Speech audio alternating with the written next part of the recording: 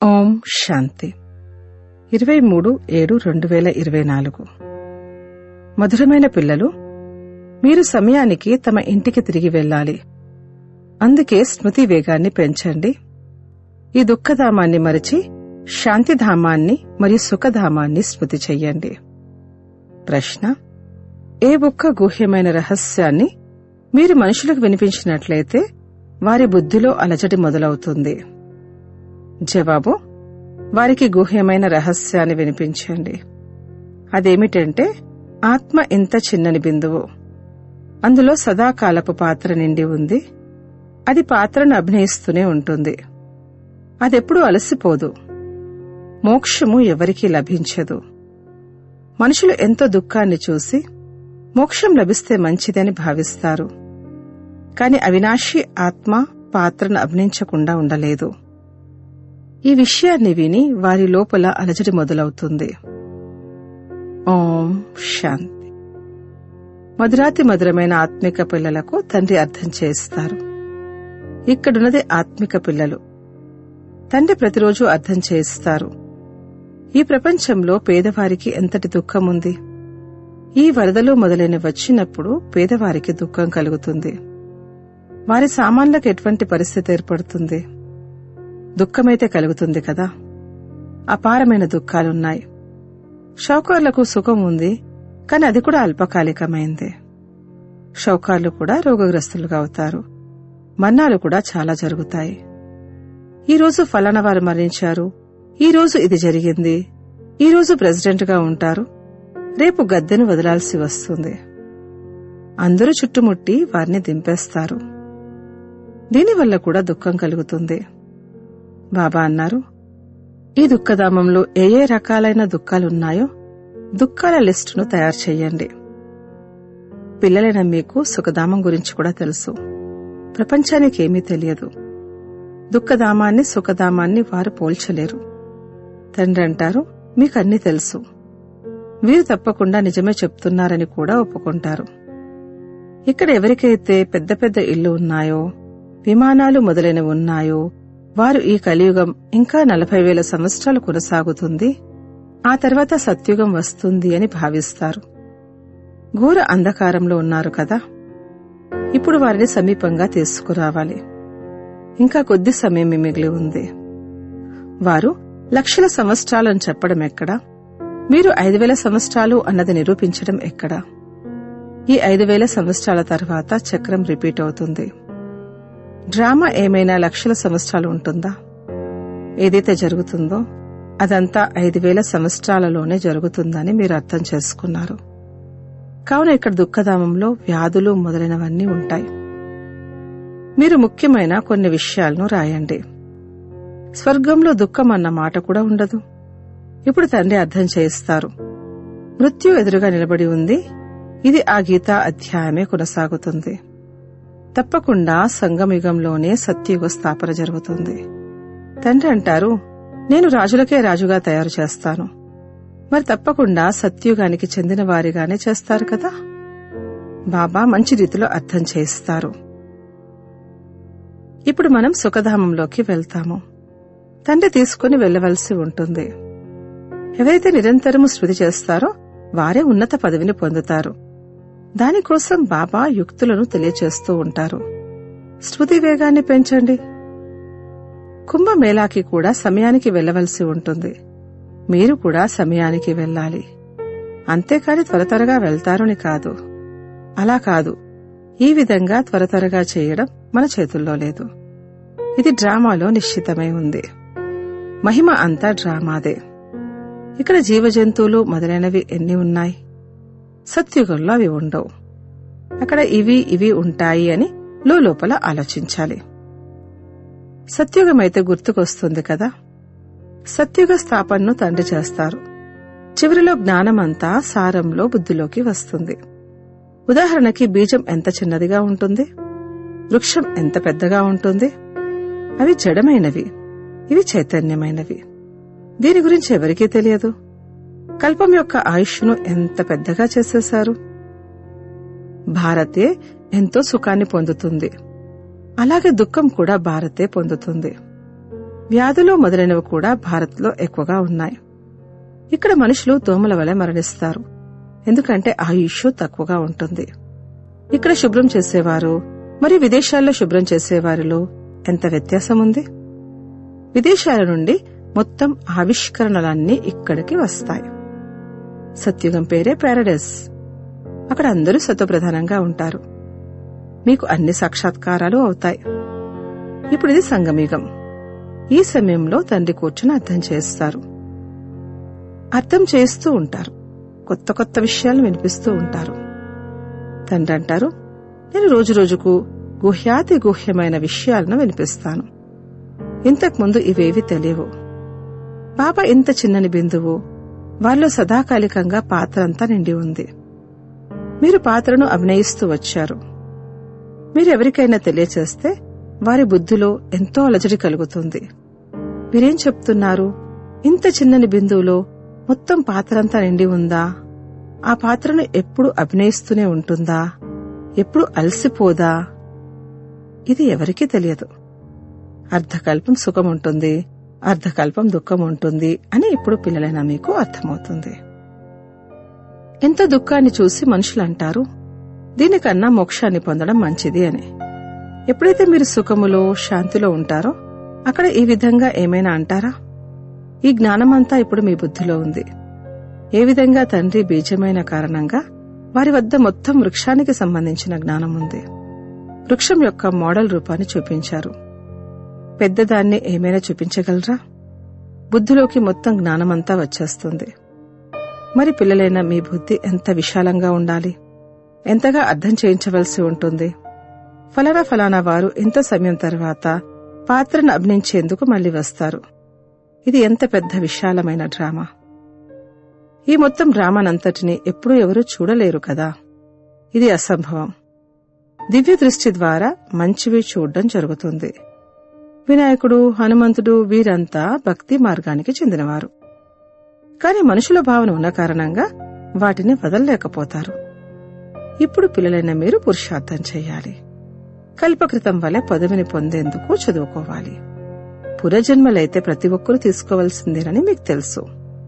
మెట్లు ఎలా దిగారు అన్నది పిల్లలకు కూడా తెలుసు.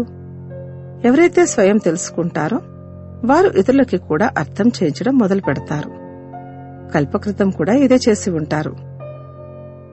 ఇలాగే మ్యూజియంను తయారు చేసి కల్పకృతం కూడా పిల్లలకు నేర్పించి ఉంటారు. పురుషార్థం చేస్తూ ఉంటారు, ఇకపై చేస్తూనే ఉంటారు. ఇది డ్రామాలో నిశ్చయించబడి ఉంది. ఈ విధంగా ఎంతోమంది తయారవుతారు. వీధి వీధిలోనూ ఇంటింటిలోనూ ఈ స్కూల్ ఉంటుంది. ఇది కేవలం ధారణ చేయవలసిన విషయం. మీకు ఇద్దరు తండ్రులున్నారు. అందులో పెద్ద ఎవరు అని అడగండి. వారినే దయ చూపించండి, కృప చూపించండి అని పిలుస్తారు. తండ్రి అంటారు, అడగడం వల్ల ఏమీ లభించదు. నేనైతే మార్గాన్ని చూపించాను. నేను మార్గాన్ని చూపించేందుకే వస్తాను. మొత్తం వృక్షమంతా మీ బుద్ధిలో ఉంది. తండ్రి ఎంతగా కష్టపడుతూ ఉంటారు. ఇంకా చాలా కొద్ది సమయమే మిగిలి ఉంది. నాకు సేవాధారులైన పిల్లలు కావాలి. ఇంటింటిలోనూ గీతా పాఠశాల ఉండాలి. వేరే చిత్రాలు మొదలైనవి పెట్టకపోయినా కేవలం బయట రాయండి. చిత్రము, ఈ బ్యాడ్జ్ ఒక్కటి సరిపోతుంది. చివరిలో ఈ బ్యాడ్జే మీకు ఉపయోగపడుతుంది. ఇది సూచనాప్రాయమైన విషయం. అనంతమైన తండ్రి తప్పకుండా స్వర్గాన్ని రచిస్తారని తెలిసిపోతుంది.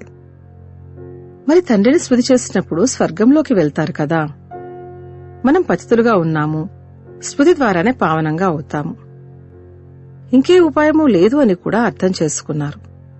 స్వర్గము పావన ప్రపంచం. స్వర్గానికి యజమానులకు అవ్వాలంటే పావనంగా తప్పకుండా అవ్వాలి. స్వర్గంలోకి వెళ్లేవారు మళ్లీ నరకంలో ఎలా మునుకలు వేస్తారు? అందుకే మన్మనాభవని అంటారు. అనంతమైన తండ్రిని స్మృతి చేసినట్లయితే అంతిమ మతిని బట్టి గతి ఏర్పడుతుంది. స్వర్గంలోకి వెళ్లేవారు వికారంలోకి వెళ్తారా? భక్తులు అంతగా వికారాల్లోకి వెళ్లరు. సన్యాసులు కూడా పవిత్రంగా అవ్వండి అని అనరు. ఎందుకంటే వారే స్వయంగా వివాహాలు చేయిస్తారు. నెలకి ఒకసారి ఈ వికారాల్లోకి వెళ్ళండి అని వారు గృహస్థులకి చెప్తారు. మీరు వివాహం చేసుకోకూడదు అని వారు బ్రహ్మచారులకి చెప్పరు. మీ వద్ద గంధర్వ వివాహం చేసుకుంటారు. మళ్లీ మరుసటి రోజే ఆట అంతమైపోతుంది. మాయ ఎంతగానో ఆకర్షిస్తుంది. ఎంతైనా పవిత్రంగా అయ్యే పురుషార్థం ఈ సమయంలో జరుగుతుంది. ఆ తర్వాత ప్రారబ్ధం లభిస్తుంది.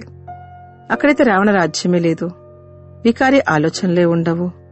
వికారిగా రావణుడు చేస్తాడు, నిర్వికారిగా శివబాబా చేస్తారు. ఇది కూడా స్మృతి చెయ్యాలి.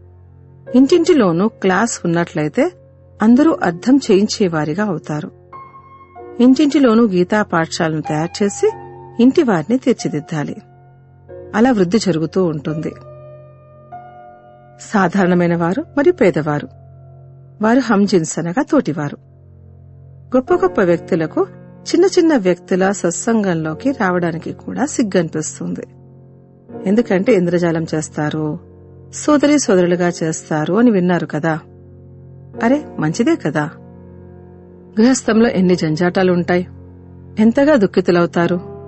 ఇది ఉన్నదే దుఃఖమయమైన ప్రపంచం. ఇక్కడ అపారమైన దుఃఖం ఉంది. మళ్ళీ అక్కడ సుఖం కూడా అపారంగా ఉంటుంది. మీరు లిస్టు తయారు చేసే ప్రయత్నం చెయ్యండి. 25-30 ముఖ్యమైన దుఃఖపు విషయాలను రాయండి. అనంతమైన తండ్రి నుండి వారసత్వాన్ని పొందేందుకు ఎంతగా పురుషార్థం చెయ్యాలి.